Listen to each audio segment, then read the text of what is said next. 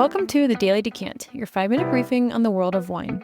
Each episode delivers practical insights to help you choose, order, and talk about wine with more confidence in everyday social settings. Let's get into today's Decant. It's Saturday, and we have been doing the German Wine Week. Today, we're diving into the practical episode.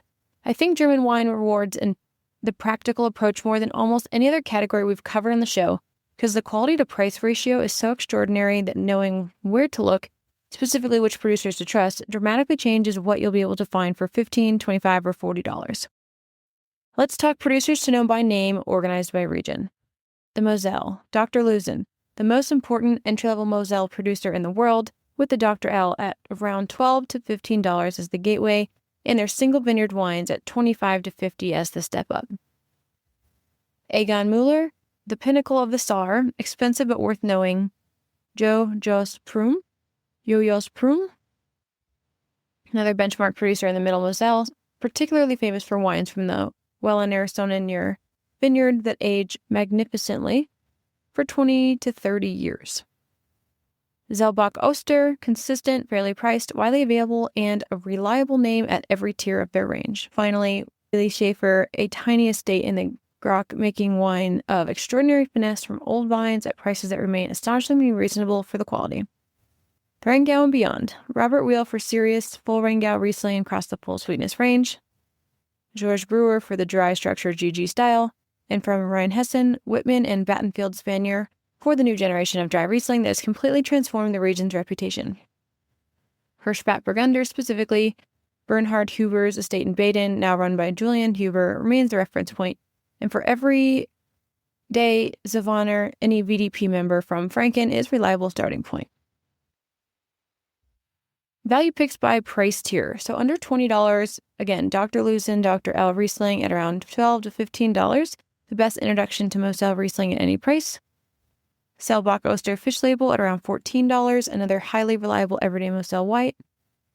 $20 to $45, Jojos Prum Cabernet or Spätlese from the Welaner Sonnenur at around $30 to $40, one of the most satisfying and age-worthy bottles at this price point. Whitman GG Riesling in the same range for serious dry style.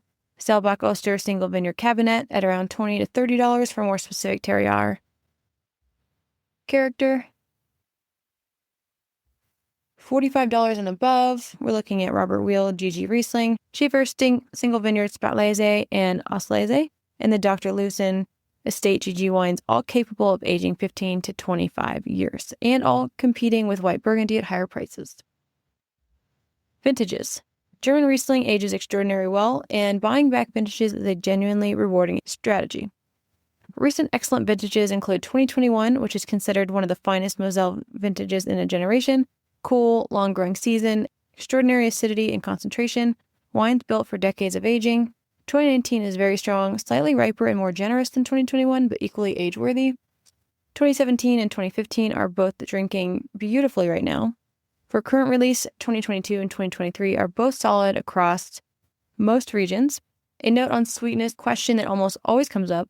Don't be put off by German Riesling with residual sweetness. The natural acidity of Riesling balances sweetness in a way that no other grape achieves, and making a German Cabernet or Spätlese taste fresh and taut rather than cloying.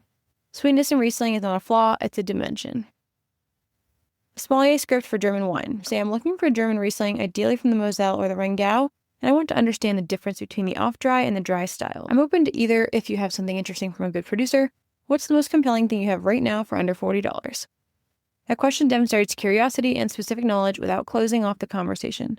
Any sommelier who loves German wine, and many do passionately, will respond to it with real enthusiasm. And one final observation about German wine as a buying category, the producers here are extraordinarily consistent. A good Mosel estate makes good wine in almost every vintage because the natural acidity of Riesling provides a buffer against bad weather, and few other varieties match.